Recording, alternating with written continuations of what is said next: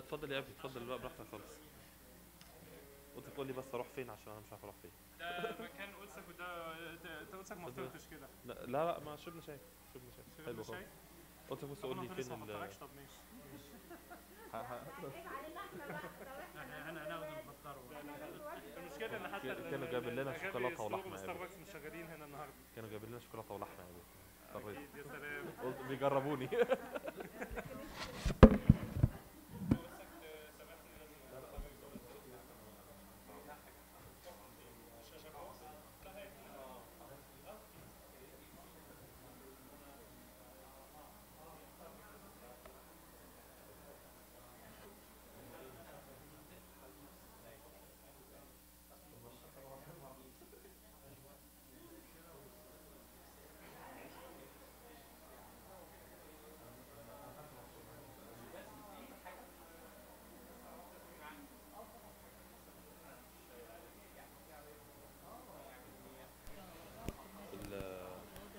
هو ايه البروجرام بتاعه يعني من 11 ونص لكام ولا؟ لغاية 12 ونص. بعد وقت يعني هي ليكتشر يعني حلو شيء بس. حلو خالص. حلو خالص. جابونا الساعة كام؟ قالوا لي 11 ونص. انا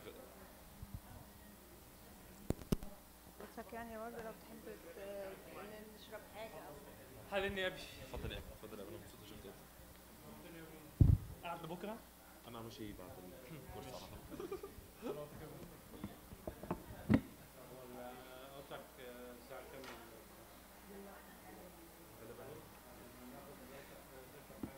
لا لو معاك لا.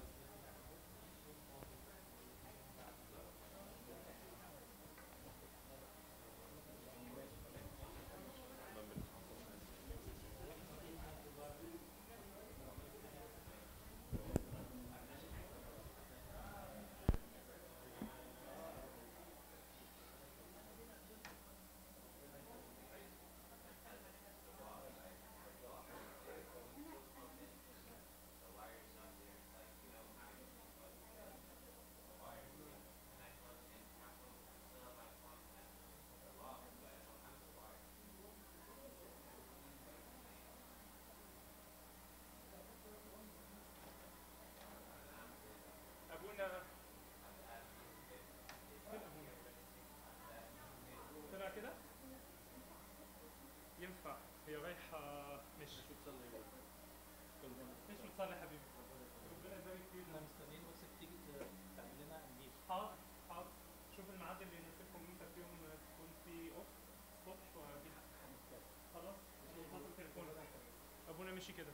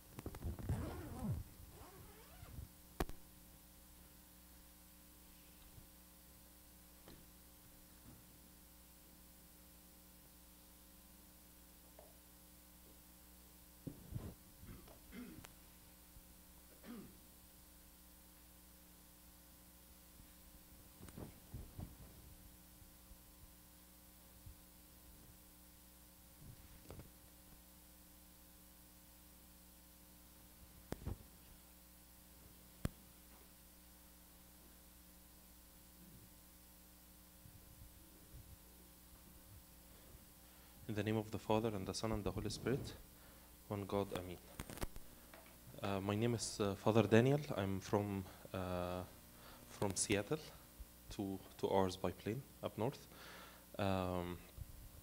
And I was asked to come today to talk about personality types in the discipline of Christian counseling. Right? Everyone is agreeing? Okay. Can I ask that everyone comes into one side, or is it's too hard? Okay, if you please, thank you.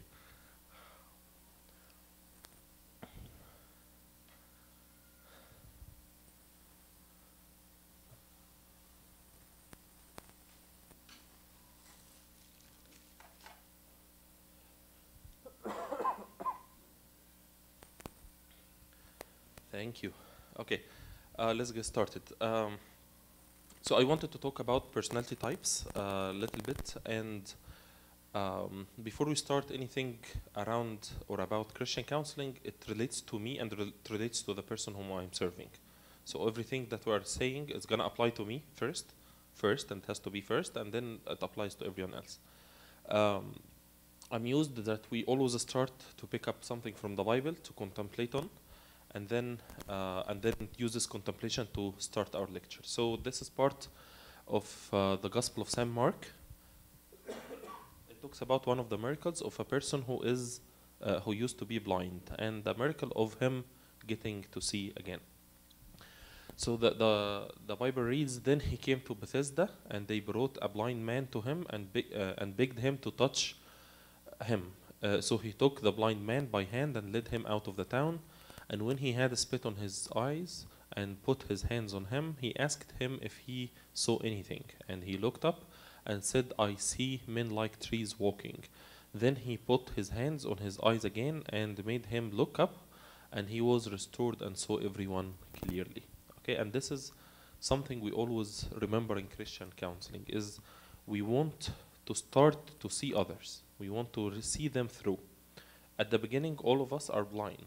And it is a path of learning for us to go from the blind state where we don't see anything other than ourselves, in order to step out and start to look at others and start to understanding them and seeing them.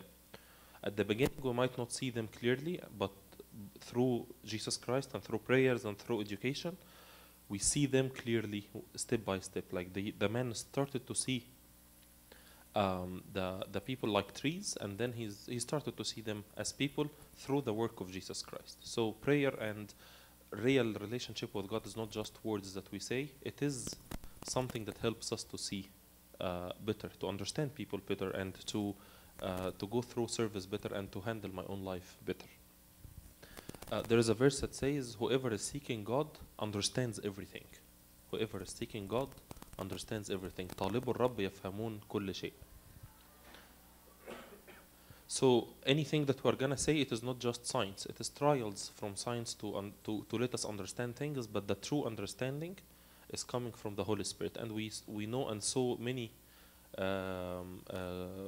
people of God, priests and bishops and other things, who have real relationship with God, and we see them being able to see through the people without any education. Okay, so the real secret here is Jesus Christ. The secret is not the education. Cool? Okay, let's get started. I know that, I think it might be that last week you had an introduction to counseling. Okay, so some of this content might be repeated. I don't know, because I didn't attend the lecture, but I tried to select what is relevant to the personality types conversation that we're gonna have. The Christian counseling relationship is between two people, okay? Between a person who is willing to help and another person who is accepting the help, okay? It is key to understand the word accepting the help. Christian counsel is not forced on anyone. Many situations in the church, we get the servant or get Abuna, oh, go talk to this guy or to this one of the youth, or to my kid, convince him to do certain things. In certain situations this works, but at the end of the day, Christian counseling has to happen between a person who is offering help and another person who is accepting the help, okay? What happens next is that the helping person needs to know himself well. And Today, for example, we're going to talk about personality types. Understand yourself first before going around and classifying people, because this is what we do in all of these types of lectures. We go around, oh, you are this type and you are that other type, and I keep classifying every single one, but I don't actually start with myself, starting to look into myself, to know myself. I need to understand who I am. I need to understand my weaknesses. I need to understand what are my boundaries. I need to understand where I need to stop, where it is something that I cannot handle. I need to refer to someone else. Does it mean that I am a priest and in a church that I know everything? Of course not. There are certain types of problems I need to refer it to another one who is more experienced. For example, I'm not expert in addiction counseling, for example. And if I'm serving someone who is doing addiction counseling, he needs addiction counseling, I need to do my job. At a certain point, I need to refer to him to someone else. I know my boundaries. And I know my weaknesses, I know my abilities, and I know my skills in a reasonable manner. Does it make sense? Okay. So the helping person needs to be knowing himself first. As part of him knowing himself, he needs not to make the other person a copy of himself. Okay? So this is something that we always tend to do. What do? I understand that for a normal Christian that they need to wake up in the morning and pray the matins in the 3rd hour before they go to work. This is my standard. Okay? Whenever I see someone, I am expecting him to have the same ability to self-discipline. I'm expecting him to follow the same exact rules. I don't like smoking, so everyone needs not to like smoking. If he likes smoking, I'm trying to make him a copy of me. Sometimes I'm trying to make the people copy of me in the right things, and sometimes it is in how I perceive things. Okay, no, I'm not talking about politics, but if I believe I'm Republican, I need to force everyone to be a Republican. What if someone is thinking something else? In counseling, I have not to force the other person to be a copy of myself. We see the famous example of Jesus Christ picking up the disciples. He picked up everyone with completely different personality, and he did not try to change it. Okay? What did he try to do? This is what we're gonna see next. But the very, very important not to reflect my own perspectives on the other. Imagine I am an abuna and I'm very, very busy, and since I wake up in the morning, I keep doing things here and there, and later just I'm preparing the sermons and confessions and visitations and you know the whole story. Okay, I'm very, very busy. And then one of the youth comes and tells me, Abuna, I'm really running out of time. What's happening? Oh, I woke up at 11 and then I had this swimming class that I had to skip because I woke up late. And then I had some studies, and I studied a little bit, but I started to do the homework. I didn't feel like it. I went to the theaters, and I spent 2 hours in the theaters. And then while I'm coming out, I met someone. I kept talking to him, a very, very old friend, for 3 hours. And then I came back home, and I don't have the energy to finish my homework. And this is his problem that he's saying. Okay? Imagine that I'm listening this, and last time I had a break with my family was like 3 weeks ago. If I am trying to make him a copy of myself, I'm gonna feel, dude, like you're lazy, like you are this and this and this, and I'm gonna start interacting with him out of my own issues, not out of helping him, because I'm trying to always comparing him and myself. I'm trying always to apply my own view of things on him. Yes, he still needs to pick up the pace, he needs to some self-discipline, but I need to work on where he's standing. I need not to work from where I'm standing. He should not see the world in the same way that I'm seeing it, and so on, okay? So while we are not understanding personality types, I have to understand that if I am from a certain personality type, I need not to force the other person to be exactly like me. Whenever we go through the personality types, you might feel that I am from this type or that type, or I have this personality trait or not. But the other person might not be there. I am a person who always picks up the work. Like every single morning I have my to-do list to do things, and I'm working on them one by one. There is another person who's a contemplative person. He needs to wake up in the morning and have his coffee before he starts to be productive, and his productivity type is different than my productivity type. What do I do in this? Does it make sense? His personality is different. I cannot convert it to be my personality type. Okay, I have to work with the person from where he is. I need not to make a copy from myself to this other person. Does it make sense? Okay. And this is following up on the same point. I'm not trying to make this person a saint. I'm not trying to make him the best thing ever. I'm the correct definition of counseling. I'm trying to make the other person reaches a personal best, not a global best.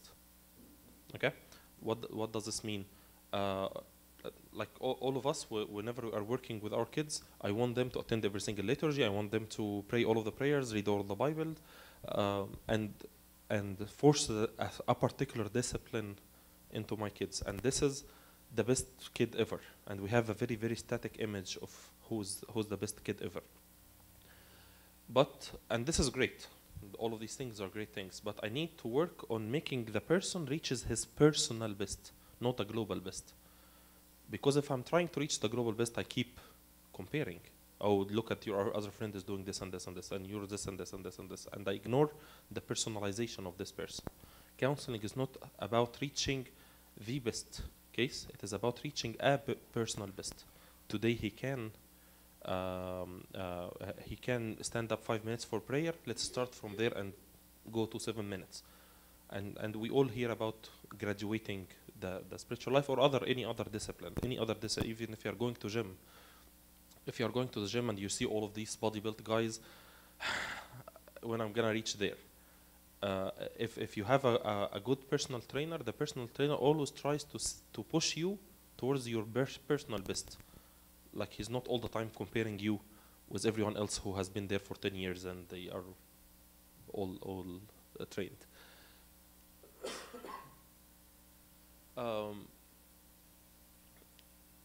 Christian counseling is not about giving advice. Did you hear this before? Okay, maybe. Okay. I remember when the very first time I attended a counseling course, it was in Florida with Amba Yusuf. It's called Family Ministry Program. Very, very good program in there. So I was a bit younger, way younger, and I was going there, and like after a few years in service, I wanted to attend the counseling course in order to be able to give people more advice. Okay?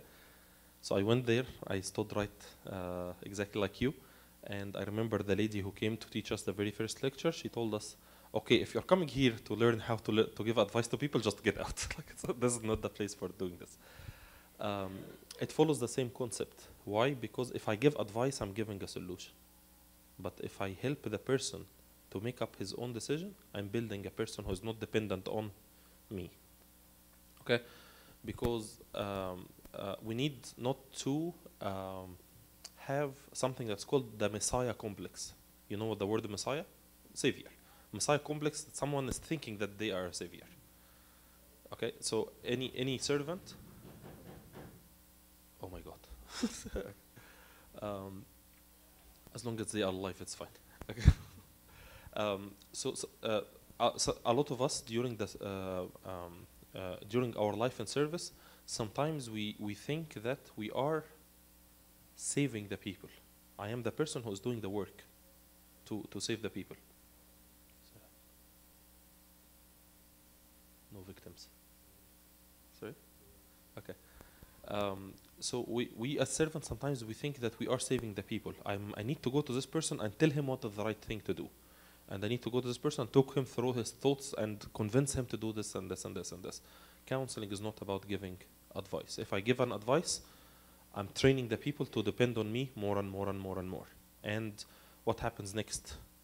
I'm gonna disappear at a certain point of time, and then everything is gonna fall apart again. Counseling is not about giving advice.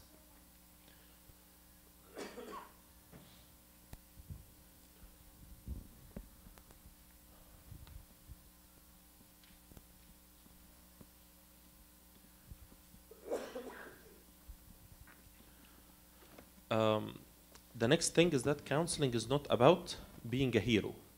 Okay? we all remember the great example of Saint John the Baptist when he said that it should be that Jesus increases and I decrease. It is not about trying me to be the hero. Some servants or some people say, oh, go for example to a youth service and say, okay, get me the list of all of the people in this service. Tell me who is indulged in wrong relationships or who is doing drugs, and I want to work on the hard cases, and I feel energized to go and help all of these people who are miserable. This is me trying to be a hero, because if this other person whom every single one failed to bring back to church, and if I succeed, I'm gonna be the servant who could bring this other person. So this is counseling that is revolving around myself. It is revolving around my ego, and I'm trying to be the hero whom everyone is looking at and they say, oh, this is a great servant who does these great things. Last point is not seeking reverse counseling while we are understanding ourselves and our personality types and the other people's personality types. We need to understand that we are not seeking reverse counseling. What does it mean? So imagine someone comes to you and tells you, one of the youths, I have dated this girl for 2 years and she just broke my heart, and we broke up and we don't have our relationship anymore. And I tell him, oh, you don't know. 10 years ago, I dated someone for 5 years and she broke my heart. Okay, so we are switching the focus from this person to myself. So it is reverse counseling. Okay, I keep trying to tell him my own misery and my own problems, thinking that if I'm sharing this, I'm telling him that I feel you. But what is going to happen? He's either going to feel bad because how come I feel bad about 2 years relationship while the helping person is suffering from 5 years. I shouldn't be feeling bad, which is it's not the correct resolution to his feelings. So I'm making him feel guilty about the fact that he came to me in the first place. And then the focus switches from taking care of the person to taking care of the helping person. Okay, let's go. Quickly.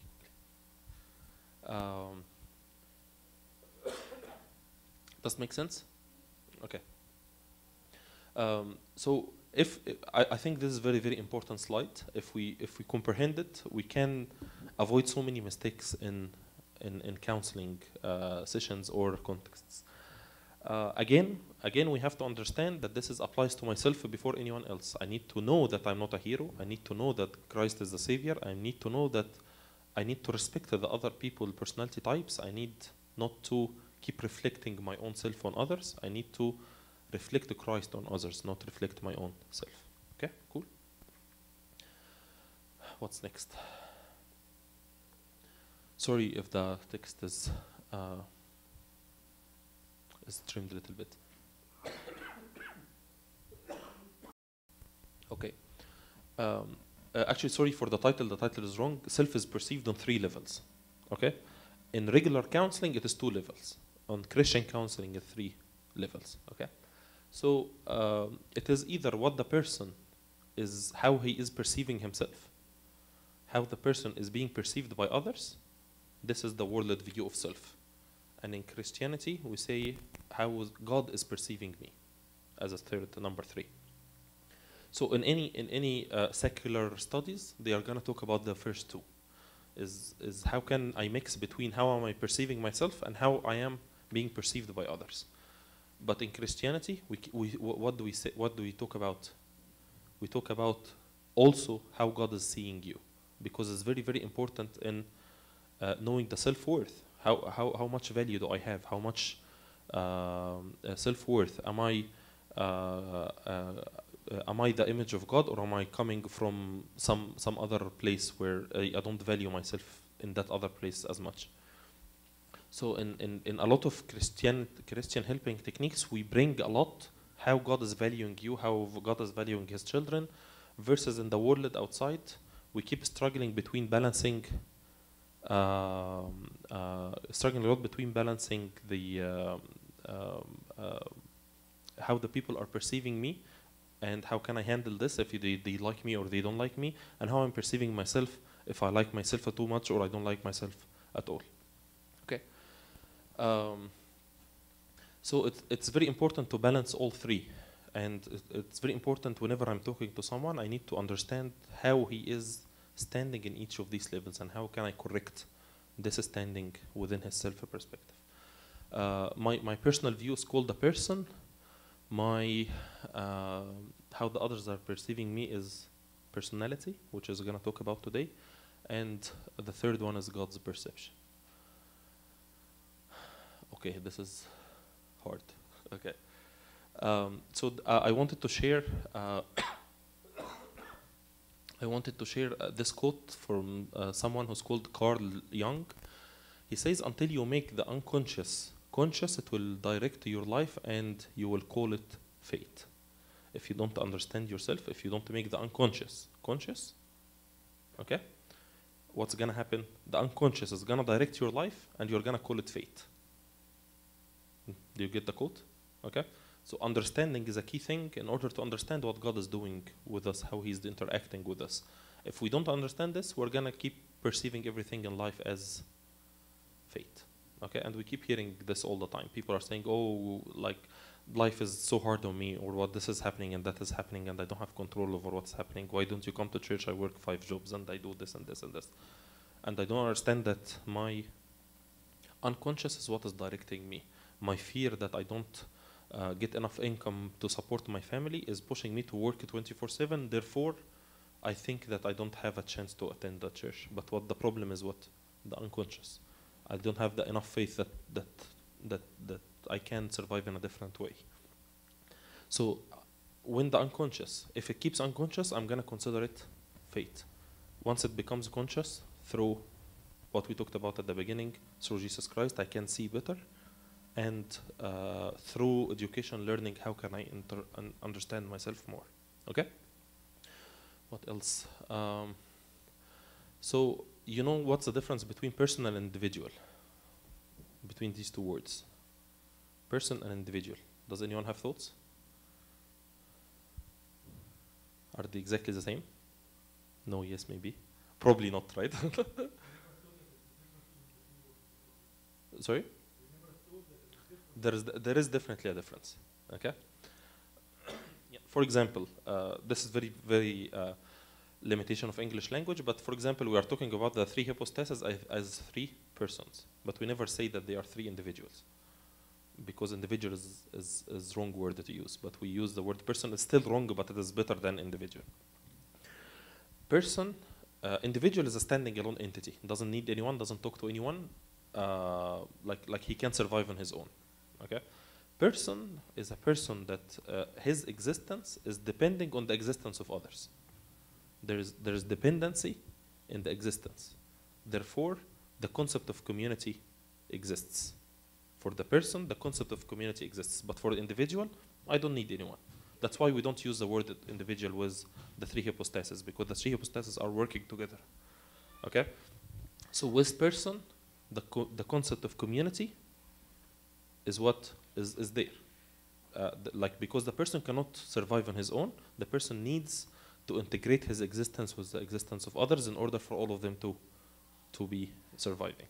Okay, so be aware whenever we use the word person, we mean a little bit more than just an individual who's walking around. His existence and his dependency on others, or like back and forth, is there in the word person, but in the word individual, it is not there. Okay, that's why we don't call the people in the church individuals. We call them people. People is the plural of person, because it is expected that the church is a community. Everyone is there. Like, I remember when I was reading for Saint Cyril of Jerusalem, he's talking about. He was talking about the people who are coming to church, like the catechumens who are coming to church, and the process of them learning about the church and all of these things. He says that we have not to miss one step, which sometimes we miss nowadays. We prepare the person, this is what we do all the time, we prepare the person to join the community of the church, right? But we never prepare the community to receive the person. Okay, we always prepare the person to join the community, but not the community to receive the person. And sometimes this is a reason why some people don't like the church much, because I don't feel I'm part of the community. But our church fathers are confirming the fact that church is community. If I convert it to a bunch of individuals where everyone just coming to pray to God and leave, which is something that's very common, we say, oh, I don't want to talk to people, I don't want to socialize, I want to come to church, pray to God and leave. Go pray at home. This is not the meaning of the church. The meaning of the church is that all of us are the body of Christ. So there is no point that I stand as an individual in the church. This doesn't work out. But as my understanding that I am a person, that's a completely different understanding. And if I understand that I'm a person and my existence is depending, and there is cross-dependency between me and everyone else, therefore I'm not going to hate the success of anyone else. I'm not going to compete with anyone else, because I understand that the rise of the community is for my own good. Does this make sense? Okay. If you pay attention to the usages of the word, yes.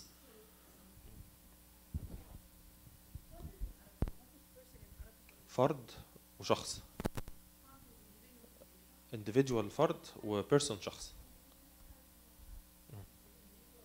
فرد يعني واقف كده فرداني. Okay.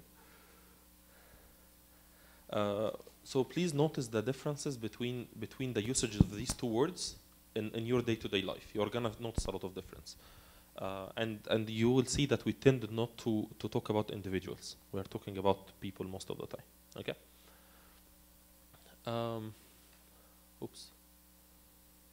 Okay. In any personality of any one of us, there are two main parts in the personality. There are stuff that are inherited biologically. They are calling it temperament or biological, something that I inherit biologically, something encoded in my genes, and there is something that I acquire from the environment, environmental factors. Okay, so something, the stuff that are happening in the genes, I cannot change. This is my genes. If I am a calm person, I'm gonna be calm all of my life. It's very hard to see that a calm person out of the sudden, or because of stresses of life, he gets angry all the time. He can get angry once, but he doesn't convert his personality to be a furious person. Okay, so these are the biological ones. These cannot change. We can learn techniques around them, but they cannot change. Okay.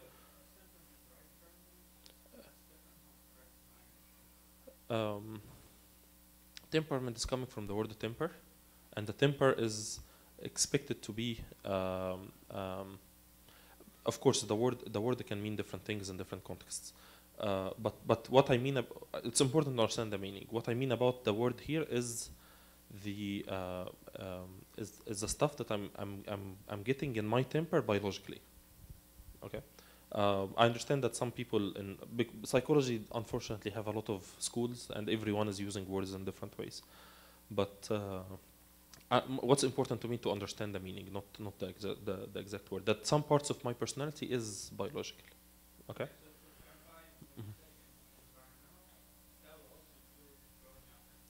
Yes. Yes. Something that is acquired. Someone who is born in a very strong family where parents are together and the house is calm and there's no violence in the house is different than a kid who's raised in a different house where parents are separated, or there is violence, or good schools versus bad schools. All of these things. These things are acquired that can cause the person to acquire certain personalities. Yesterday we were talking with the high school kids in the Pleasanton Church. We're talking about something that St. John Climacus said. St. John Climacus said, بالعربي هو يوحنا الدرجي. Okay, so he said he was a desert father. He was a father to so many monks, and he wrote a very famous book that's called The Divine Ladder, the Solam ilallah. In one of the chapters, he was speaking about his experience as a spiritual guide to a lot of monks. He said that I can notice two types of people. Okay, some people are calm by nature. They don't struggle much with their desires and their lusts and their problems. Everything is calm inside of them. It is no problem for them to stand up to pray. It is no problem for them to fast. It is no problem for them to keep working on their spiritual disciplines and readings and all sorts of things. Therefore, everyone is perceiving them as holy people. Maybe they can grow in priesthood ranks, for example. They can grow from this to this to this to this, and they go quickly and they acquire the trust of the people quickly, and people are feeling comfortable with them, etc., etc., etc. And there is type of people number two, where lust is fighting them so much, desires are fighting them all the time. Their thoughts are going spiral around like almost all of us, and I cannot control my thoughts, and I cannot control everything that's happening with my life. And he says, but in the people from type number two, these people, whenever they really hardly struggle to fight their desires and fight their thoughts, they might not have the same result as this person, whom everyone is seeing them attending all of the liturgies, growing up so fast in their spiritual path, and people are trusting them and are around them, are listening to them. The other person is hardly struggling to come out of just fighting his thoughts. But he's asking a question at the end of the story. He says, how God is looking at both of these types, how he is going to judge type number one and type number two. And the answer was, I think that God is going to reward people from type number two more than the people from type number one. Why? Because they struggle more, even if the result is not the same. And we say in liturgy, he gives each one according to his deeds, not to his results. Okay? So we are the people, because we are short visioned, we don't know the future. We keep asking the people for results at work, at school, at everything. Show me your commitments, your goals, achieve them. Are you overachieved? Are you underachieved? Are you kind of doing the same? Or we are people, we are looking for results. God doesn't wait for results. He looks at the heart and looks at how much the person is struggling. So whenever we are talking about environmental or acquired stuff that are happening because of the environment, or because of the person has biological genes that are causing him to be angry, or to this and this and this, this is not a tool to judge the person. This is my point. Okay, the person can literally go to heaven way faster than me, even if they are in a way worse state, because they might be trying hard. I remember having one of the youth in confession struggling with one particular sin. If you look at this,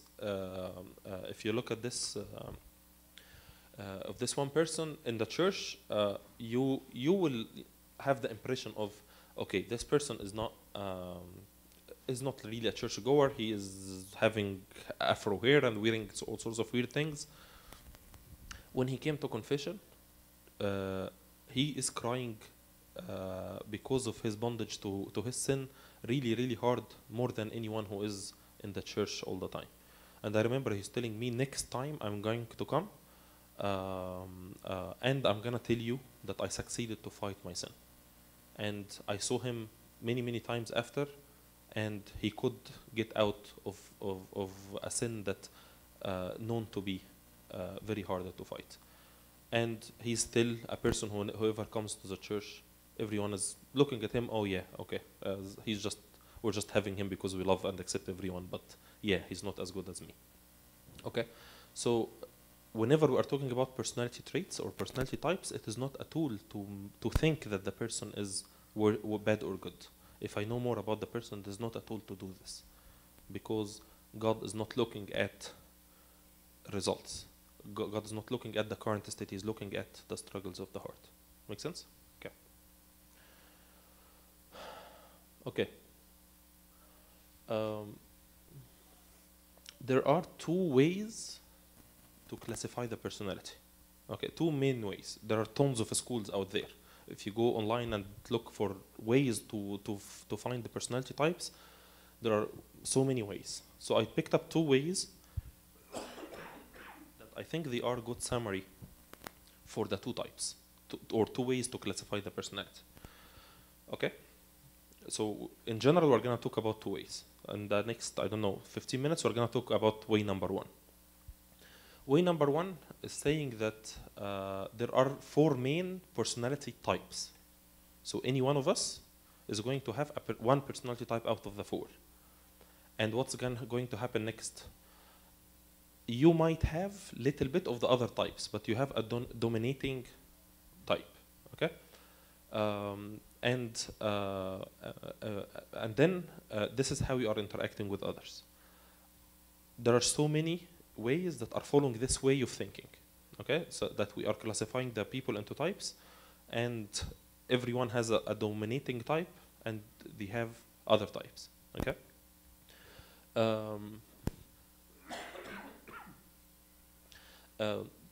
These 4 types, sometimes they color code them, sometimes they give them names, sometimes they mark them with the best characteristic, like try to give them a name, because sometimes color coding is offensive in some cultures. So if I tell someone you are a red person, that's offending in some cultures. If I tell someone in the United States you are a yellow person, what does this mean? He's coward, right? But it doesn't mean that he's coward. This is not the meaning of this. So, but color coding is easy to explain a concept that I'm gonna explain later. That's why I chose the color coding. So, the 4 colors are red, yellow, green, and blue. In all of the methods that are classifying personality, in that way, okay, you can literally map their 4 types into these 4 types. Like no one is inventing a 5th type that we don't know about. Okay. So the first type is called the fiery red. Fiery red is a person. While we are talking, keep thinking of someone who is this type. Try to find someone in your life who is this type. Okay. And the rule is famous. If you don't find someone, then it is your type. Okay. Because you don't accept that anyone else is. Just kidding. شكرا.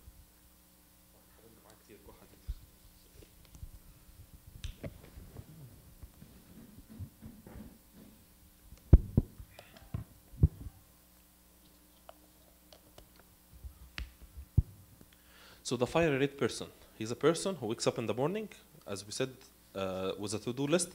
He wakes up, do, finish this. I need to do the next thing. Why are you wasting my time? I need to do this and this and this and this. He's very sharp, very competitive, very demanding, very strong-willed and purposeful. He knows where he is heading. Okay, someone is laughing. Okay. Did you find someone? You didn't.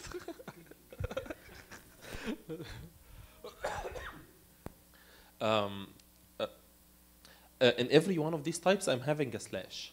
And the slash is describing the same personality in negative form. Okay? And there is a reason behind this.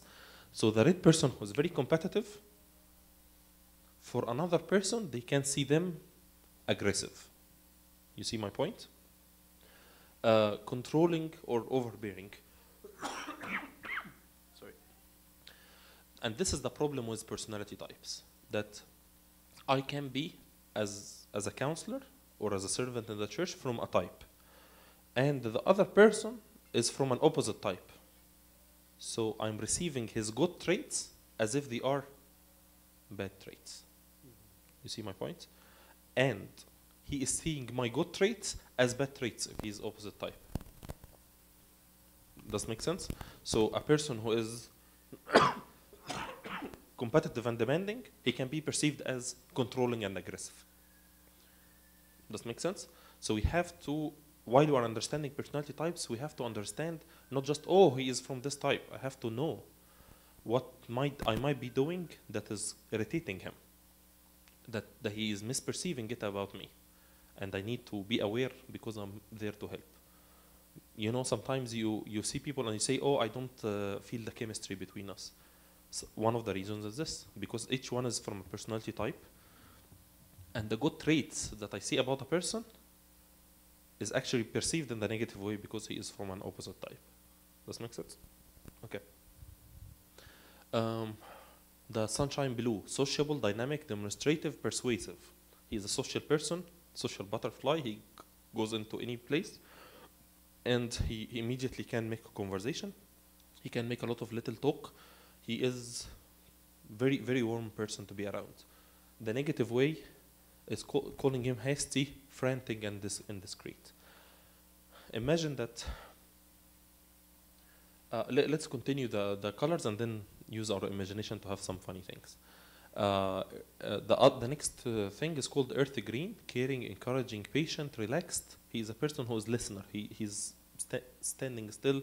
He listens first. He thinks about things first. They are the best counselors, the earth green people. And they can be perceived as a stubborn or bland or plodding. Like they are lazy. They don't get things done. They are laid back. You know, whenever you are going to a trip, and there is this one person who is waking up very late, still drinking his Nescafe and like waiting for everything. This is a green person, while there is a red person driving the car. Imagine if a red person is marrying a green person. Okay. The point is what? The point is during engagement or getting to know each other period, we are full of like good feelings, and we are attracted to the opposite side, to the opposite personality type. But later, after marriage, when all of the like goodness goes down, what's gonna happen? I need to kill this person, like because they are just driving me crazy, because they are not like, imagine a red person who's always fiery and working with a green person. I see a lot of laughs, like this is real time example. It is very hard. It is very hard for them to survive together, because I like someone who wakes up every single day at 5. He gets married to his wife. She wakes up at 11 and having the beauty sleep, and she wakes up and to exfoliate her face first, and then before facing the world. This doesn't work out. Okay, they're gonna have a fight every single day because they're gonna go out, right? Again, I'm not speaking about that someone is bad versus the other person is good. I'm speaking about the differences and how the people, because they're not paying attention, what's happening? Because they're not paying attention, they are fighting all the time, and they don't understand that the red person is understanding that being productive, being efficient, and utilizing my time really nice. They don't understand that this might be perceived bad. Like in his mind, being productive. Imagine that an earth green person is complaining to a red person. So it happens all the time with wives and husbands. So she has some difficulty at work, and the husband is a red person. So she keeps telling him about all sorts of problems about my manager and my coworkers, and they said this on my back, and this and this and this and this. And he says one word: find another job. This is the solution. Like, don't waste time. Like this is being productive. I don't want to waste 1 more hour trying to make you feel better. Just find another job. You see my point? So so the people are not understanding the personality type of the other person. Therefore, a lot of failed communication are happening. And actually, in advanced tech companies, they try to assess the personality of the person who are selling the product to, and they are sending someone who can go with his pace. If I am going to a green person and I'm trying to sell him a product, what's gonna happen? I need to send him another green person, so they can work together. But if I'm sending them a red person, they're gonna kill each other before buying the product, right? Cool blue. It's cautious, precise, deliberate, formal, analytical. You know, these people who have to understand everything. We have a lot of these people in the church. They have to have everything precise. Like during the liturgy, we need to put this thing in this place, and we need to do these things in this particular order. This is what we received. This is what we learned. We need to continue doing this forever and ever and ever and ever. These people are very analytical, very precise. I have to understand every single thing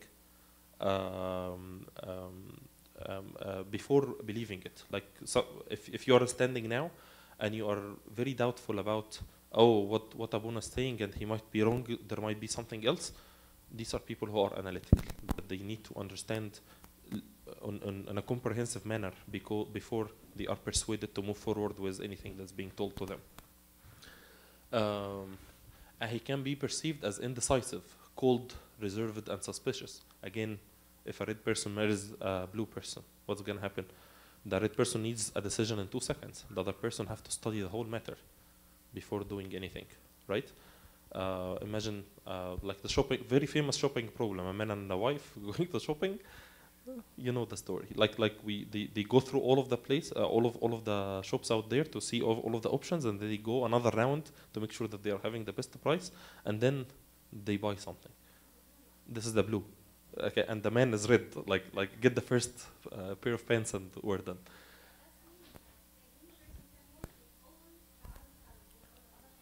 Who can? The green cannot work with the red. Red probably is very hard to Because deal with. you said that the green is relaxed and patient. So Yeah, but the red wants a decision. He wants something to get done. yeah, He doesn't want to spend the 2 hours to listen. I mean that the green one can deal with others. Okay. But the red cannot deal with him. Oh, it's very hard for them. That means the problem not in We the green, the have- problem okay. in the red one. Let me answer your question a different way. We Yeah. have to pay an effort to communicate with others. Okay? There are some personality types that can work with each other better. But there are some other personality types that requires effort to work. Everything can work. Any personality type, any pair of these personalities can work together with the correct understanding, was willing to pay the effort to make the communication successful. But the amount of effort is different between each pair. Okay? Green can work with the blue. This is indecisive and this takes his time to listen. Then it can work. Nothing is gonna be done. But we're gonna get this.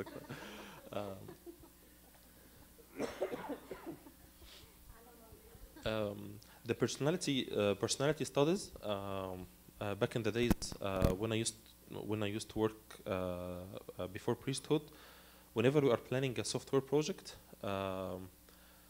we try to understand the field, trying to understand the people who are working it, not the individual people, but what these people are doing. And then during the design phase, we build something called the personas of the users. Personas is the Greek word for personality. And we say, oh, there is a persona of John, a persona of Bob, and persona of Anna, and we try to characterize their personas before designing the software to match their needs. So we, like the psychology study came into software engineering in order to build a software that is applicable to the people. Like even software companies are paying the effort in order to be able for the software to better communicate with these types of the people. So this persona is a very technical person. He is highly educated, and he needs to perform a complex task. I need not to design the software with big buttons to him. They need something very technical and small, but I didn't need the screen to do a lot of things. Versus I'm dealing with a beginner or a naive user. A naive user was probably old age, and they need to perform very simple tasks. I need to design the software in colorful, very big buttons type of thing. Designing for a kid is different than designing for a student, different than designing for anyone else. So even in software engineering, they build the personas or personality profiles before designing the software in order to make sure that the software is appealing to these people. That's why you can find some products are very, very appealing to you right once you use them, and sometimes I don't really understand it because it happened that the person designed it for you, or the developer didn't design it for you. Okay? Okay. So the previous way, which is the types way, we said that this is type number 1, the way number 1 to classify personality types.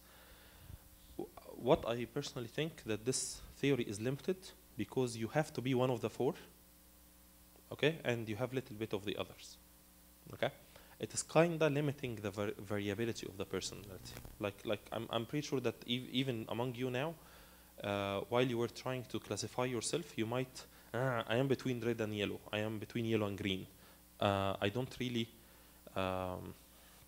feel myself as a dominating one of them. Okay, and this is a limitation. Therefore, people who are color coding it, they are trying to mix the colors together. So they say, for example, if you have purple is between red and blue, then you have a little bit of this and a little bit of that. So they start to come up with other colors to describe other personality types, because some people don't feel that I have a dominating personality type from this one. The other theory is a little bit more flexible in describing personalities. It says instead of thinking about them as types, we're gonna think about 5 traits, and these 5 traits, they are like a dial. I can go from one end to another, and you are one place in the middle. Okay. Imagine that you have 5 dials that where you are dialing. If you are in this end of the spectrum or the other end of the spectrum in 5 different vectors. So it is capable more to describe more personality types. Okay. A lot of things in the new way is very similar to what we described, but it is not a personality type. It is a personality trait. 5 dials. It is something like you are gonna get a score in each one of them. And once you get the score, you know where you are standing in this one, and the combination of the scores are kind of describing your personality. The acronym for them is called OCEAN. Very, very famous. If you, I can try to send you more resources if you want to read about them more. OCEAN is OCEAN: openness, conscientiousness, extroversion, agreeableness, neuroticism. Okay. Each one: openness. The opposite is closeness. Are you open to ideas or innovation, or closed and very, very strict and follow everything by the rule, and so on. We're gonna go through them quickly. Okay, but you understand the model that there is like you will get 5 scores between something and the opposite, and you are finding your place in the middle, and this is how you can proceed with it. Okay, this is hard. Okay, let's try to go through them together. Openness. This trait features characteristics such as imagination and insight. Okay. And those high in this trait also tend to have a broad range of interests. People who are high in the openness quantum are typically open to trying new things, focused on tackling new challenges, happy to think about abstract concepts. Okay. Kids are not open, even if they are gonna be open, more open in the future. They are not open during their childhood. That's why you always notice kids, they want rules. Tell me what to do so I can get this prize. Tell me what to do so I can be a good boy. They don't understand abstraction. They don't understand goodness in abstraction. They just understand, if I do this, I'm good. If I don't do this, I'm not good. And during their life, they transition to be something else. But while they are kids, black is black and white is white. They don't have gray. They don't have abstract, mere understanding of concepts. They always wanted to go to literal things. That's why it's very important with the kids. Whenever we are answering a church question to them, sometimes you have to be precise, even if the church itself is not that precise, in order to tell them a rule. Like for example, you have to fast before communion. But what if I'm taking a medicine? I don't tell him the exception. Okay, I just tell him the rule, because they don't understand the mere concept. And then you're gonna find your kid telling you, oh, I'm taking this medicine, how come I can I have communion? You as an older person understand, and you can tell him, we talk to Abuna and Abuna gives you the absolution, but it is understandable that medicine is something that doesn't break the fast if we are taking it for necessity, right? This is starting from moving to from a dry, very precise rule to an understanding of a concept. You see my point? But the kids understand only this part. If you start to complicate it with abstractions and if conditions and all of these things, you lost them already. Okay, but if your kid is not open, this doesn't mean that he's not going to be an open person in the future. It is just his stage. People, those who are low in this trait, they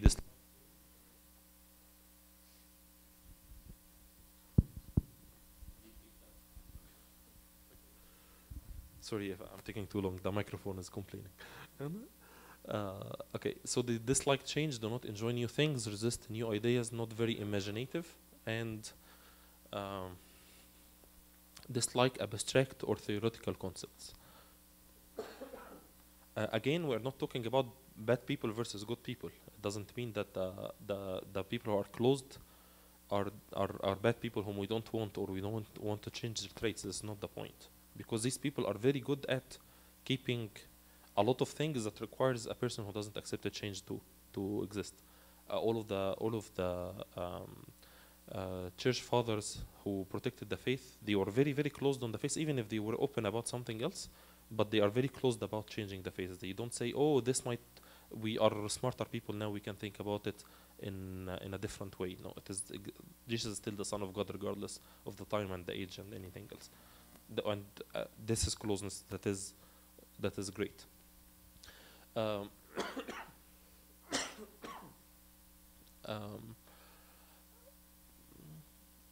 Okay, let's go to the next one. Conscientiousness. We step there.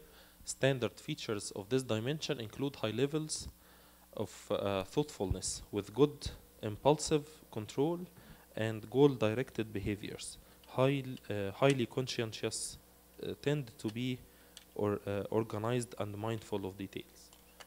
Okay, those who are high on the conscientiousness continuum also tend to spend the time preparing, finish important tasks right away, pay attention to details, enjoy having a set schedule. Very, very close to the fiery red, little bit, but more on the preparing side. They spend the night planning for the next day. They don't just wake up and keep doing things out of random. They are very, very organized people. People who are low in this trait tend to dislike structure and schedules, make messes and not take care of things, fail to return things or put them back where they belong, ordering your bed in the morning, okay? Procrastinate important tasks, fail to complete the things they are supposed to do. Extraversion. And the reverse is introversion. Is characterized by excitability, sociability, talkativeness, assertiveness, and high amount of emotional expressiveness. This is closer to the yellow type that we talked about. People who are high in extraversion are outgoing and tend to gain energy in social situations. People who are low in extroversion or introverted tend to be more reserved and have to expend energy in social settings. So, social butterfly versus a person who is a little bit more conservative. If we are in a noisy place, okay, an extrovert person, he sees the noise as a chance to socialize. An introvert person, he sees the noise as something that's preventing him to listening to himself or contemplate or spending quality time thinking about something, okay? The people who are high on extraversion, they tend to enjoy being the center of attention, like to start conversations, enjoy meeting new people, having a wide social circle of friends and acquaintances, find it easy to make new friends, feel organized when they are around other people. They say things before they think about them. You see that the personality trait is not all about being good. Sometimes it is, if I misuse it or if I overuse it, it is bad from the eyes of the people who are on the other end of the spectrum.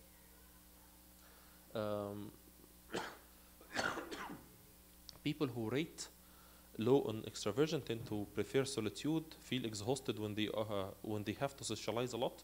You always, oh, I have 2 birthdays to attend this Sunday. Oh my God, I need to prepare a gift and meet all of these people. I really don't want to do this. You always see these types of people. Find it difficult to start conversations, dislike making small talk, carefully think things through before they speak. And the last point was dislike being the center of attention, exactly the opposite side of the other one. Okay, so if I understand the type of personality, if I'm going to do a new service, and this new service is all about something in the kitchen that is serving meals and working with a lot of people. If I put an introvert person, I'm really putting him out of his comfort zone. And it is not something that making him a bad person. He just don't function in this, but he can function in translating a book, for example, or function in writing contemplations or all sorts of other types of service. He can make Urban because Urban is all about praying and doing Urban on my own, but I'm not dealing with a lot of people. This is service and this is service. And it's okay to be different. Yes? How younger people are Yes. more. Does that same apply to extroversion? No. No, there are kids whom while they are young, they are very social, and there are kids whom if you leave them, they are gonna start crying right away, because of attaching to the parents or feeling afraid to talk to others or. This might be a little off topic, but can we relate that to the service like Sunday school? That makes things Serving difficult. them or serving Yeah, if you have or a kid making who them is an servants. introvert in the Sunday school class, he's gonna have to be in the class, right? Can we talk about it at the end? Okay. I'll remember. Okay. Okay. Next one, agreeableness. This personality dimension includes attributes such as trust and other pro-social behaviors. People who are high in agreeableness tend to be more cooperative, while those low in this trait tend to be more competitive and even manipulative. Like, think of it as people at work who are managers or people who are individual contributors. Individual contributors are people who are, I'm working on my own, I can achieve a very, very high achiever, but I don't work with others. They don't have the teamwork concept. I'm very, very cutting edge person, but I don't work with others, versus another person who is okay to work with a lot of people. Okay. People who are high in this trait of agreeableness tend to have a great deal of interest in other people, care about others, feel empathy and concern for other people, enjoy helping and contributing to the happiness of other people. The best managers ever. They don't get anything done, but they care about the people and they don't fire anyone. They are great. The other people, very, very hard to deal with, but they are very, very good at their technical skills. Take a little interest in others, do not care about how other people feel, have little interest in the other people's problems, and sometimes they insult and belittle others. Like because I'm very competitive, I'm very sharp, I'm very good at what I do, it's very hard for me to deal with less qualified people. Okay? Again, it's not about being bad or good, it's about this person is useful. All of you are professionals or working in a lot of places where you can see how this can be valuable and how the other person can be valuable, and how there is a spectrum where people are in the middle. Okay. Neuroticism is a trait characterized by sadness, moodiness, emotional instability. Individuals who are high in this trait tend to experience mood swings, anxiety, irritability, and sadness. Those who are low in this trait tend to be more stable and emotionally resilient. So this is a little bit more, again, more about being too emotional versus too cold and too technical. You started to see that these traits are mixing actually some of the colors in the previous classification. So the people who are high in this experience a lot of stress, worry about many different things, get upset so easily, experience dramatic shifts in mood, feel anxious. Okay. You always know the servant who is preparing a camp, and if something is not working out, they are freaking out and they fall on the ground. And how come we are missing the ships out of the food? And how come we are gonna survive this camp just because the ships is not there? Those who are low in this trait are typically emotionally stable, deal with stress, rarely feel sad or depressed. Very technical people. Okay, like just going through life. He gets hit by a car, he just calls the insurance and continues life. Don't worry much and very relaxed. They don't get stressed out, and therefore sometimes they work better in emergencies. They can think clearly more than an emotional person who cannot get control of his thoughts. I think this is the last slide. How can we put this to work? Yes. Yeah. I'm sorry to do this to you again, but for neuroticism, would you say the same thing with kids, like younger, are more I don't know the noun, but of course. neurotic? Yeah. Yeah. Okay. I think of course. if you are serving in Sunday school, you already see this in the kids. Right. That some of them They're are more very, moody, right? very, very moody, and some of the kids are very like they're a fridge, like they're sitting there and nothing is working with them. And sometimes it is easier to work with the emotional moody kid to talk to them and convince them with things, but the person who is really like stable and cold, you keep talking to them and they might not reply you at all. Okay, definitely this is there.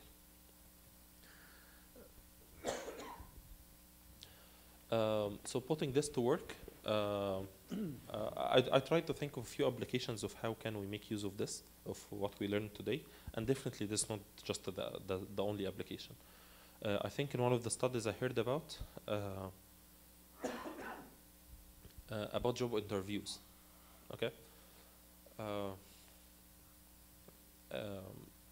In any job interview, you are demonstrating two skills. You are demonstrating technical skills and demonstrating social skills, okay? How much each of the set of the skills, number one or number two, is contributing to your hiring decision? Is it mostly technical skills or mostly social skills? What do you think? Sorry? But what imagine a position, which one do you think, even if it is a highly technical position? So, social? Okay. The study is saying that it is 15% depending on the technical skills and 85% depending on the social skills. So you always have your friend who is very, very good at doing something, but he never gets hired because he's very awkward in the interview. Okay. This is fact of life. This is something we are dealing with. We're not talking about it being fair or not fair or anything like this, but people people tend to work with the people who they can work with, even if they are less technical, versus working with a highly technical person but I cannot communicate with him. Okay. So understanding personality traits is very useful at job interviews. How can I better present myself? If I can quickly detect the other personality, I can quickly adapt, choose which things that I might be doing that might irritate his personality type, or the other way around.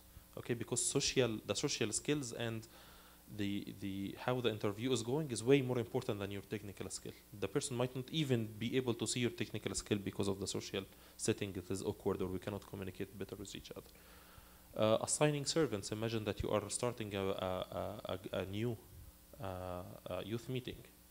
If you have to have a little bit of you social servants, yellow servants, or people who are extroverts, and they can communicate with others easily.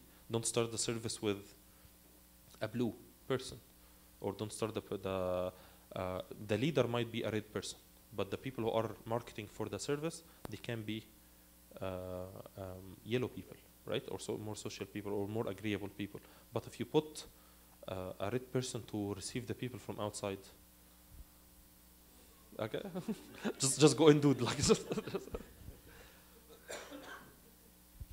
Then the attendance is gonna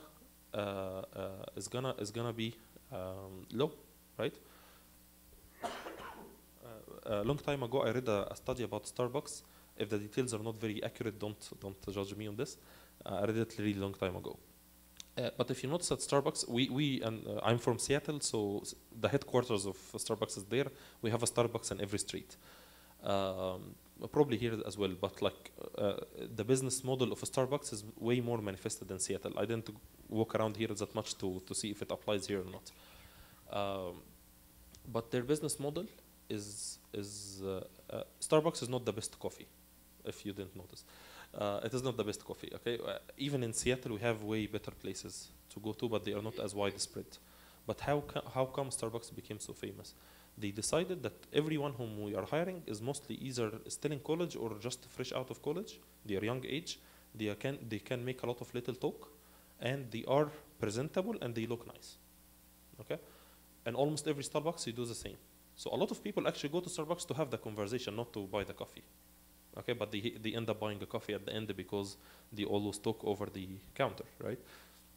And this is how Starbucks is being very, very widespread. A lot of people just go to make a conversation.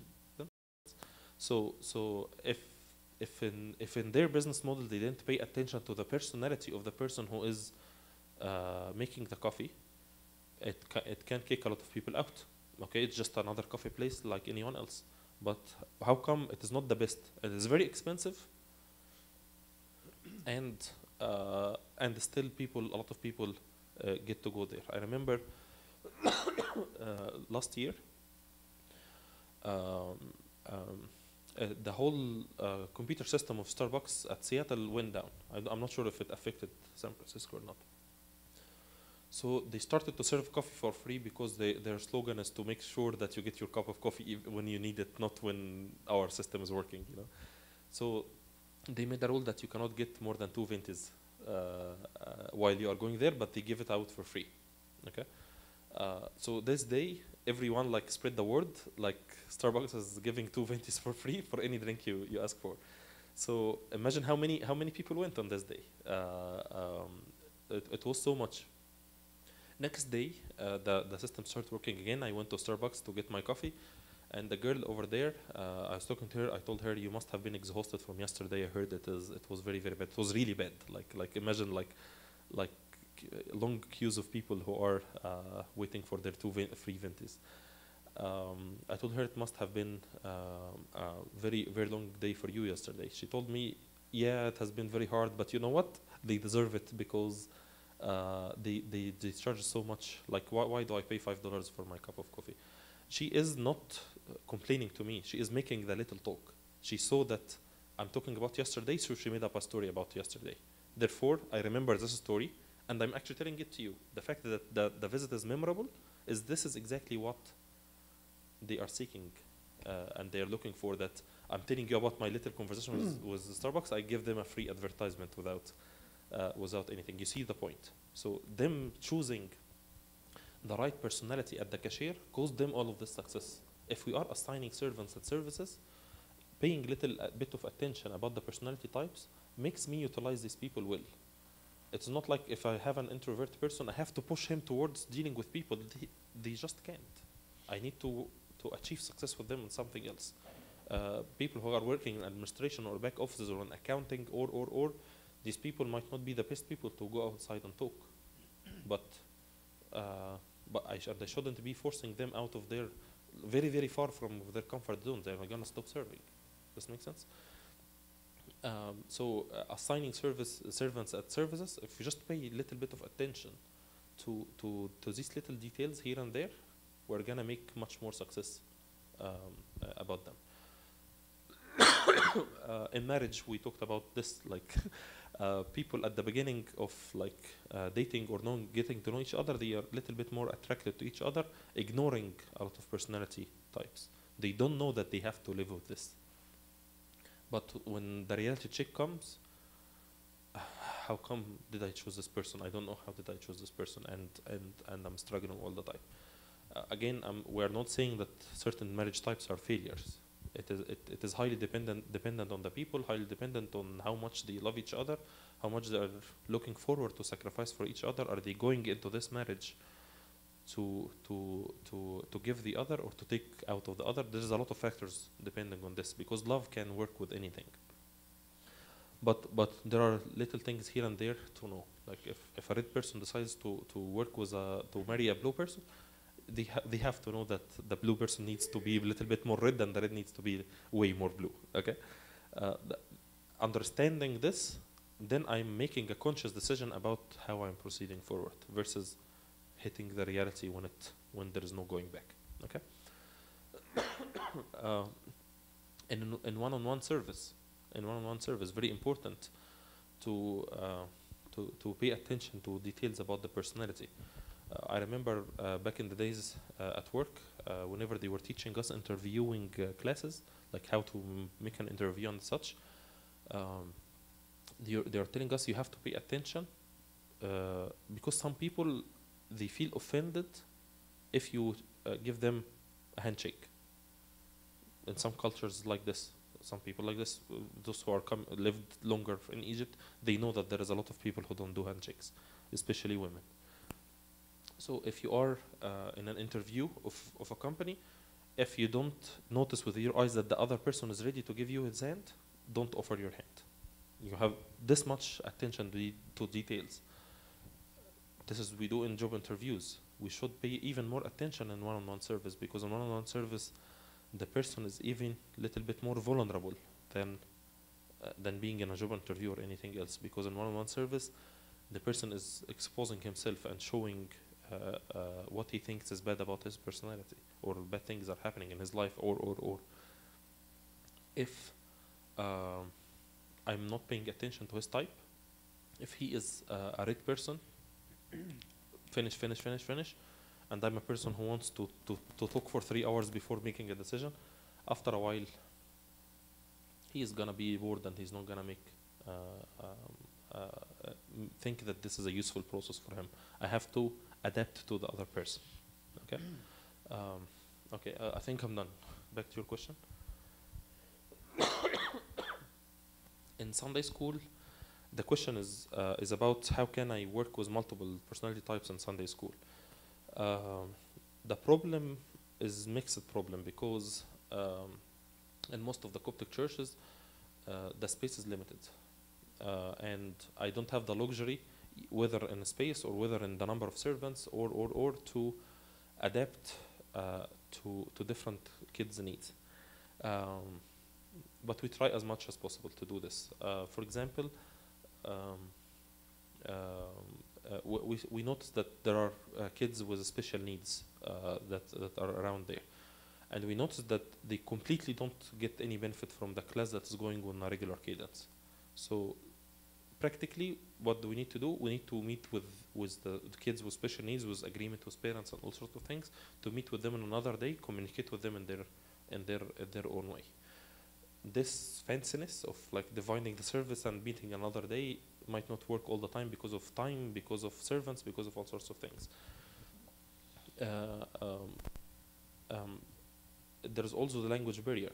In the same class, I have kids who came straight out of Egypt, and kids who have been there for a long time. And the people who are talking fluent English are giving the other people who are coming from Egypt the hardest time, because they don't understand. How are we dealing with this? We spend maybe 15 minutes or 20 minutes after the class to retranslate the lesson for the Arabic kids for maybe 3 months until they pick up their English, and kids are very fast at it. But we're trying to make sure that their first experience in the class is not like this. Back to the personality traits. Sometimes we have to put in the classroom certain rules, that if we see excessiveness in any of these personality traits, we kind of take the kids outside to let the rest of the rest of the group benefiting. Okay, if there is an like extrovert girl who is communicating with everyone and talking with everyone, and they're having a Snapchat group where they are making fun of the teacher and all of these things, with my trained eye, I know who is the source of the problem, and I can, via multiple times, I can ask them to get out of the class and work with them, not like kick them out and leave. Someone is waiting for them outside, and they are talking through things and setting rules and working like patiently. I'm not saying be violent or anything. It's very important to know that unfortunately the Sunday school is limited in time as well. So in this half an hour or this 45 minutes or whatever it is, I need to make sure that I cover or I benefit most of the kids. So sometimes I have to take the hard decision for key kids. They need to step outside and work with them outside until they can rejoin the group again. Another thing that is very useful, we kind of try to start to do this more uniformly, which is make all of the lessons are interactive, not on the telling mode. Last week we had a middle school spiritual day, so we're teaching them about the weeks of the Lent. So we created a lot of material of research. Okay, so like something like an article from one of the books, a video, a picture, and a few different things. Like we give them a lot of tools like paper, pens, sticky notes, coloring papers, whatever it is, and we asked them to we split them into 7 groups, and we asked them to prepare presentation, and the prize was on the best presentation. Like 90% of the kids were engaged. They were reading, they were listening to the videos, they were looking at the pictures, way more than if a person is standing and giving a lecture. Because if I'm giving a lecture, only the 5 good kids are gonna listen, and the rest of the kids are gonna play on the phones and they are not engaging. But because there is a presentation, and tell them innovate as much as you want, they made all sorts of funny things that I didn't imagine that they can think of. But my goal is that they go through the material, and they did. And the personalized differences between the social person or the introverted person or the less open and the more open, all of these things disappeared because everyone is engaged and wants to make an impact.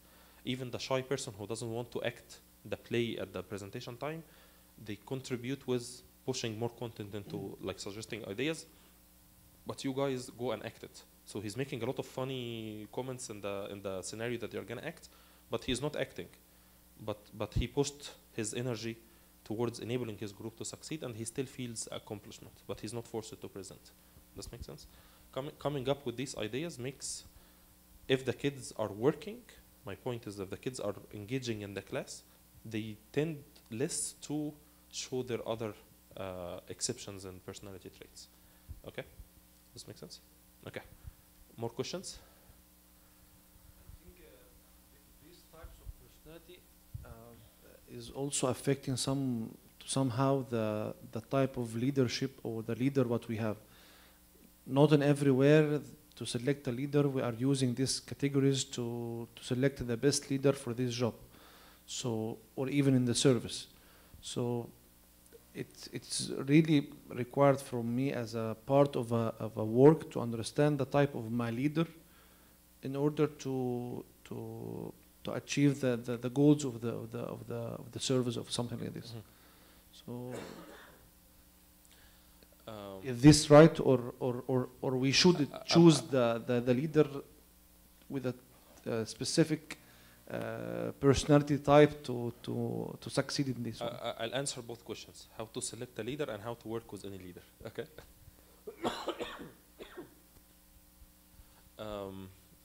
So how to choose a leader? I think I know of a way that is very effective. Like I witnessed it myself, and I learned about it in books, and I saw in reality and in theory that they are both the same. It is very successful, which is one day we were struggling to find a leader for high school. High school family. High school family has 4 classes, 9, 10, 11, 12, and we're struggling to find a leader. Okay, a lot of the servants, we don't have enough background on them, or we know that, or we feel that they are not going to be a good coordinator for this group, and this group is a tough group because of the kids and the challenges, and the servants and all of their challenges as well, and all sorts of things. So we decided to do that. We're gonna split the servants into the classes, but we are not going to assign a leader. We kind of told them, go figure it out. So there was no head of Sunday school, high school classes. In each class, there is no head, there is nothing at all. And we waited 3 months. In 3 months, the natural leader like kind of got polarized. Like everyone was looking up for this person to listen to what is going to see next. It was an automatic process of election without even anyone electing anyone. Okay, because in regular setting, there are some people who are natural leaders and some people who are not. And the people who are natural leaders, they tended to attract the other people who are not leaders to follow them. And it was one of the most successful years because whenever we selected this leader, he really could communicate with all of the servants, and all of the servants didn't feel offended that he is a leader because they felt he is a leader, he is a go-to person. And then we sacrificed 3 months with no leader, but the rest of this year and the following years, we had this leader for few years, and it was very successful. Maybe this is one trick to choose a leader without being forced to choose a person right now, type of thing. And we have also to know that the leader doesn't have to be a charismatic person all the time, because this is the older view of leadership back in the days. back in the days, we always expect that this person he's having a vision, he's a good speaker, and he prepares everything, and is very organized, and has everything in place before him being a leader. These people, while they exist, they are very, very rare, and I need more leadership positions more than these people exist. So with good cooperation and collaboration, we can find a good mix. The leader can be a red person, but the people who are doing the marketing are yellow people. The people working in the back office are green people, and the people who are looking for the vision of the service are blue people. Okay, you see, like I utilized all 4 types, and the leader doesn't have to be all 4 of them. Does this make sense? So the selection of the leader is a tricky process, but investing into doing this in the right way is very good. Fact of life that our leaders at work or anywhere else, sometimes they are not, we are not in sync with them. Okay, and it doesn't mean that they are bad. It doesn't mean that we are bad. It is, we are talking about fact of life. We are here. This is what it is.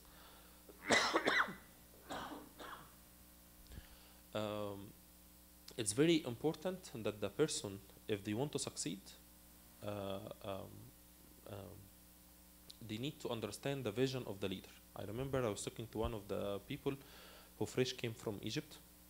He was working in a company with very high salary, very, very experienced, skilled person, and working in a very, very technical thing, like a specialty that they're very rare in the world.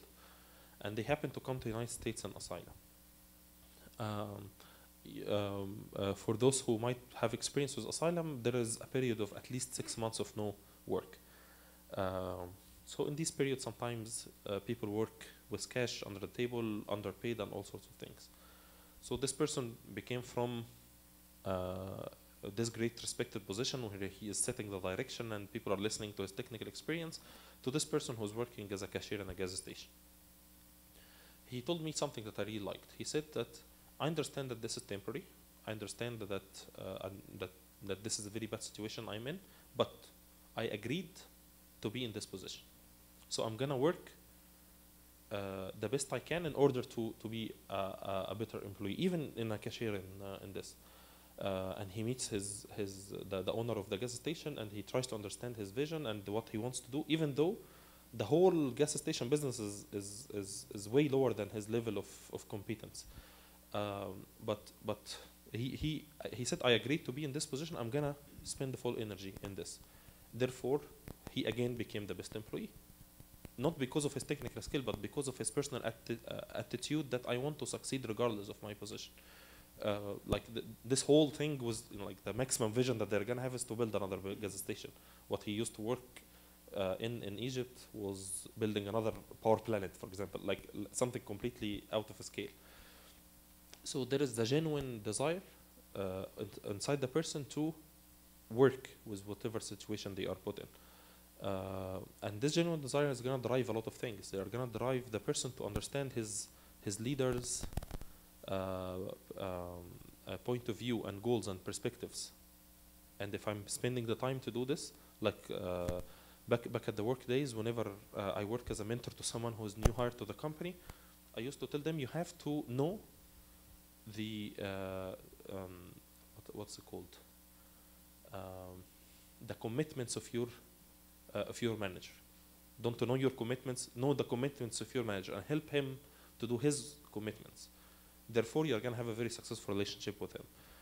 To see what he wants to do, not what you want to do. Because most of the time, I want to do this and this and this and this and this. In the service, I want to focus, for example, I am a new servant. I want to focus on evangelism. I see that evangelism is very, very poor area of service that we need to invest more in it. But my service coordinator or leader is thinking about the lost souls of Israel. Like, I need to work with my own kids first before going to evangelism. This is not bad and the other one is not bad. But I have to invest in what my leader wants to do. I can try to work with him to maybe deviate the focus or to add new priorities. But if I don't succeed to do this, then I'm working against him. Does that make sense? So if we either both move together, but I don't prefer to move on my own. I'm ready to sacrifice my own goal. Whenever God wants to work in my own goal, He's gonna put me in a position where it is. He might give agreement to the leader to work on my own goal. But I don't say, oh, these people don't feel the fact that our church need to be an evangelical church that goes outside and calls the people out of the street. We need to carry the word of God to all of these people who don't know God. All of these are great things, but should I work on these things against the wish of him? Because he is also working according to a commandment that says, worry first about the lost sheep of Israel before going out. Which one is right? There's no right or wrong. But what is right is that we are having one accord, one thought. We can try to negotiate with each other, but let's not separate as a first choice, because everyone feels, oh, I need to start my own thing and I'm gonna do this. Okay, does that answer your question? Okay. Any more questions? Yes. Someone is awake. Great. Back to the personality types. Yes. Everyone has his own. I have my home environment, I have my work, I have employees under me. So I have to understand the personality of everyone and adjust myself to the others to have a peaceful life, regardless No. they are ready to do that or no. I didn't say this. So I said that I need to pay attention to what I might be doing that the others are perceiving in the wrong way. Okay? Okay. So, and the example we talked about, or let me give a different example. If I'm a blue person talking to a red person, I have to understand that my indecisiveness might cause him to distrust me because he wants to see a result. He wants to move on to the next thing. Yeah, but I always have to go Yes, with because his we are pace. servants. I'm sorry? Yes, because we are servants. I mean, like, I have to go with his pace. Like, if someone has, everything has to be done on the spot. Like, if he says something, it has to be done in 10 minutes. Not tomorrow, not in the evening. I have to adjust myself to follow this because it gives me peace of mind other than saying, I'll not do it because of peace tomorrow, of I'll do mind. it after tomorrow. If I'm so detailed person and I need to research it and make sure I'm doing it the right way, and he just took a decision to do it regardless of your research. Let me give you an example. Okay. First of all, the basis of what we want to talk about is the basis of love, that I'm ready to sacrifice even my personality in order to serve. Okay. I'll tell you some of the examples. Like, there's someone whom I'm dealing with who, for example, likes to text message a lot. And if he sends a text message, he's expecting a reply soon. And if I don't send a reply, all sorts of imaginations are gonna happen. Oh, Abuna is angry at me. He's busy. He doesn't think I'm a priority. He this and this and this and this and this. What should I do? If I just respond to his text message blindly, then I'm mistaken, because he shouldn't be driving me to do this. Okay, but if I reply his text message right away and work with him in order to increase the level of independence and the level of independence of me and the level of maturity and increase the level of this and this and this, then I am not just adapting my personality, but I'm growing the other person. Okay? But the basis is the basis of love, that I'm not caring about myself. But it is still wrong that this person keeps sending me text messages and expecting me to reply right away, because I might be serving someone else or in doing a house visitation or in liturgy. I shouldn't stop the liturgy to reply him, right? So this type of expectation from him is wrong. But sometimes I work with this expectation until I can tweak it. So I help the other person to tweak it, but I don't expect him to grow on his own, because he is in need and he came to me. Does that make sense? So I have to be conscious about what do I do and what I do not do. I'm helping this person to be even more dependent on me, or I'm helping him to be independent. Not every single time I give him the answer. I tell him sometimes go figure it out. Go read this and tell me what do you think the right answer is. I'm sorry, I cannot. I'm not going to be available in the next 2 hours because of this and this. I help with communication. I help his expectations to be normal. So me changing my ways is not eternal. I'm changing my ways in order to bring the other person into a normal page. Does this make sense? Okay, but the basis of this is a sacrifice. We are serving. We are not expecting people to appreciate what we are doing. We are not expecting people to change it for us because we are serving them. Does that make sense? This is the true meaning of service. That the one completely humbles himself in order to win the other. But that doesn't mean that I become completely colorless. Okay, no, it means that I'm still colorful. I'm trying to help the other person to be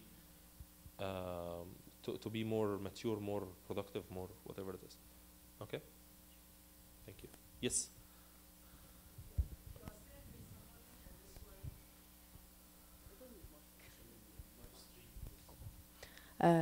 If you are serving somebody and this someone, he is always want you to agree with what he's saying, and mostly he's wrong, I couldn't put him in which category. Is he red, or he always in a hurry, he always wants you to agree that what he's thinking or what he's doing is right. How do you convince this person or help him to figure out how to think more, this is right and this is wrong, and to accept your opinion, not just talking to you or calling you and asking you, I want you just to agree with me? How do you get there? That's a whole lecture. and there is another person behind, he is always agree with him. So how you can help this person to see the life in a right way? That's a whole lecture, because you're talking about the all difference of therapy techniques.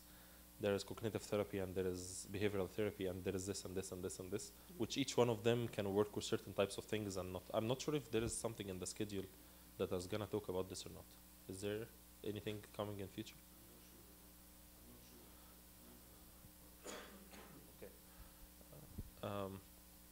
That's definitely, that is a whole topic that it is a whole field of study about how can. Mm-hmm.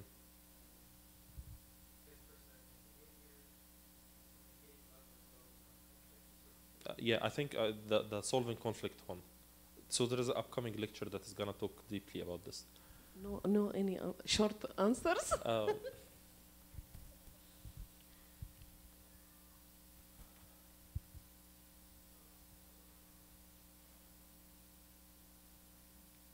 It is very hard without knowing the person, because everyone is different, and the fact that there is no quick answer, because if there is a quick answer, everyone is gonna know about it, then we're not here. Okay, this field of service in general is very highly personalized, and what happens with this person is different than what happens with this other person. Like I can be meeting with two youth, like both of them are males and same age, same family circumstances, complaining from the same problem, but the solution is different, because what works with this person is different than what works with this other person. Where this person is stuck is different than what the other person is stuck in, and so on. Okay. But if you want to research a little bit more about this, search in the cognitive therapy techniques. Cognitive therapy is to try to work with the person to have a different logic of reasoning. Why should I do things, and so on. Cognitive therapy techniques. Okay. Other questions? Anyone is awake? Diana and I are friends from very long time.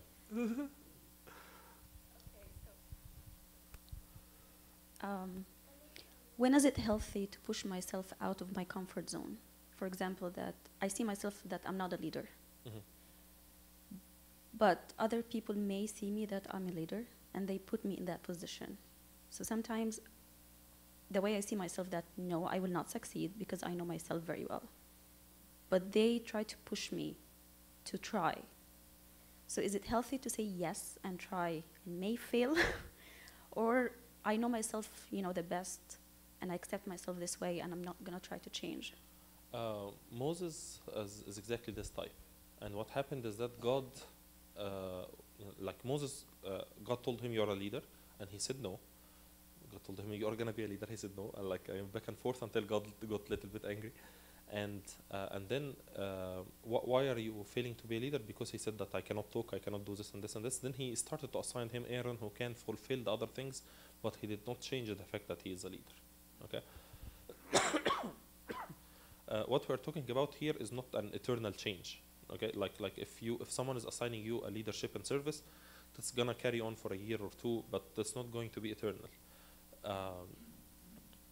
If it is there, it is good to experience it once or twice and start to consciously identify the weakness points and start to utilize other people to fulfill these things.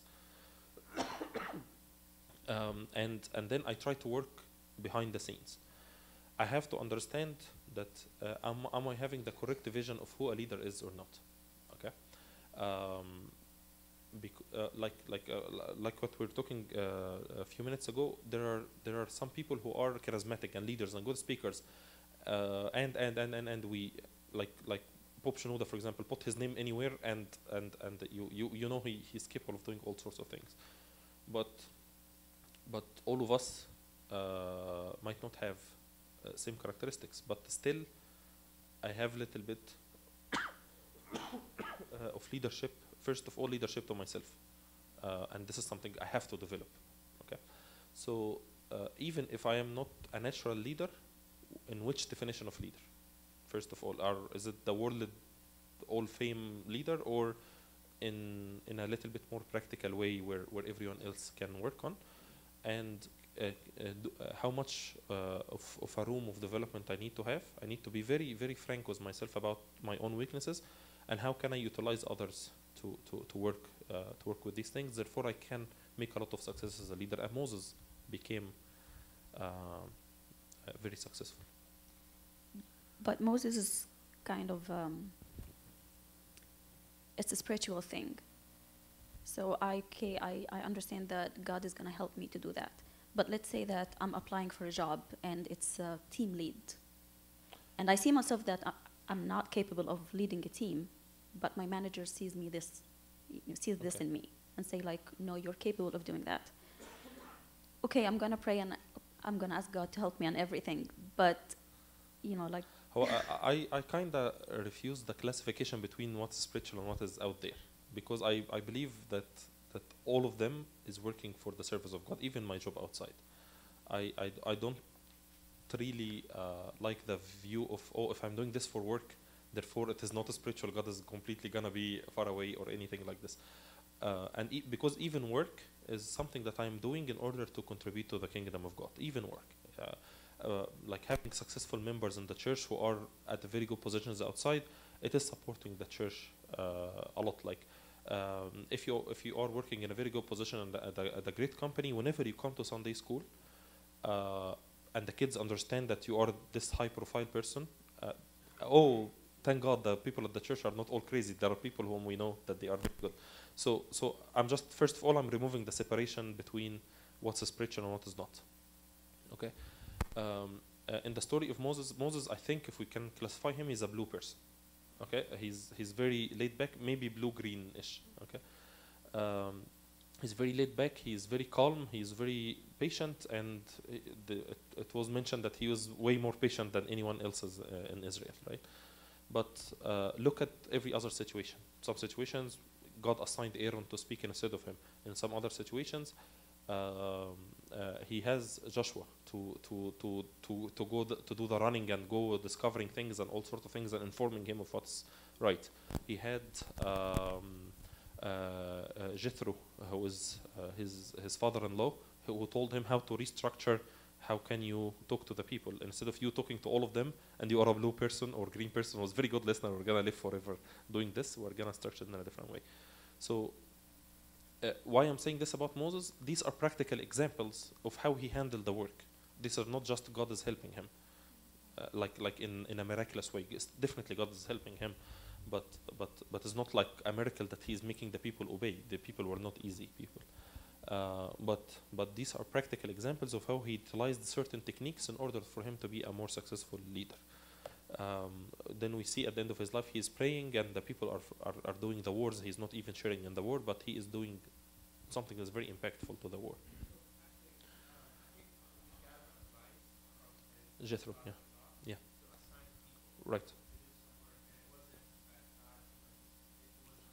Yes, this is exactly my point. My point is that at the end of the day, there is a particular thing to be done. not just a highly power that is doing things. About the work part, I think I just said that we shouldn't be giving advice, but I'm gonna give advice. It's very important to know to read a little bit about leadership, okay, in a modern fashion, and read a little bit about if for example I'm not able to make a decision quickly, and I see that my next position is gonna be in a very like competitive team who's doing something that's competing with a lot of people, and there is a lot of real-time decisions. Okay, if I'm very far off out of this, then I need to work on this, or at least communicate with my manager who's telling me that I are qualified. I notice that I am lacking this. Why do you think that I'm good at this? So you can listen to his point of view, or you can spend a period in trial. There's a lot of companies that are trying pseudo managers for some time. Like the big manager is busy, he offloading a project to you without formally changing the structure of the team, or to take a little bit of responsibility, or to drive a virtual team to do something, to train yourself onto fixing the problem that might be there, that is being indecisive or taking a lot of time. How much time commitment? How much do you feel that this project is you're like passionate about this project versus this just another job?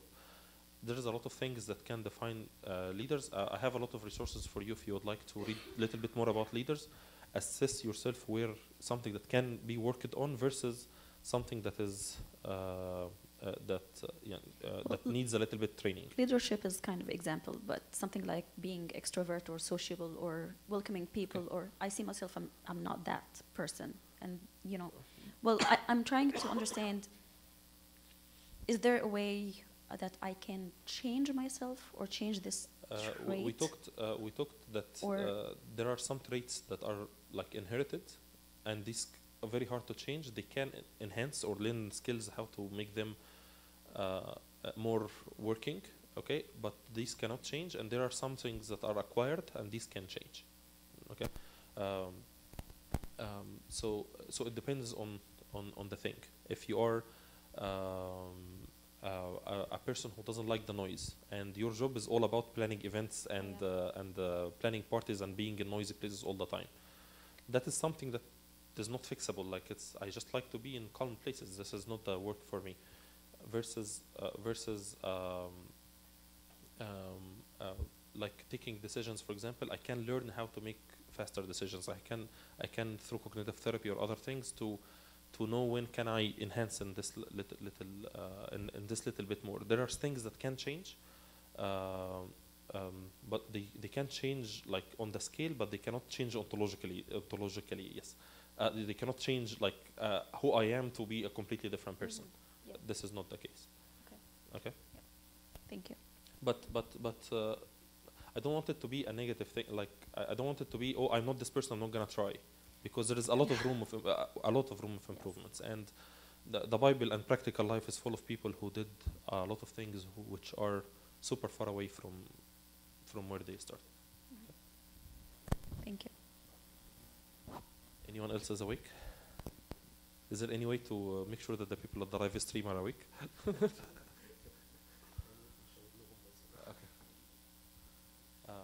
Okay, anything else? Thank you so much. Sorry to take all of this time, and hopefully see you soon. Okay, let's pray. Make us all wish to pray. Thankfully, our Father who art in heaven, hallowed be thy name. Thy kingdom come, thy will be done on earth as in heaven. Lead us not temptation, deliver us from the evil one. Christ Jesus, our Lord. Now the love of God the Father, gives His only begotten Son, our Lord God and Savior Jesus Christ, the gift of the communion, the Holy Spirit be with all of you. Amen. Go in peace. The peace of the Lord be with you.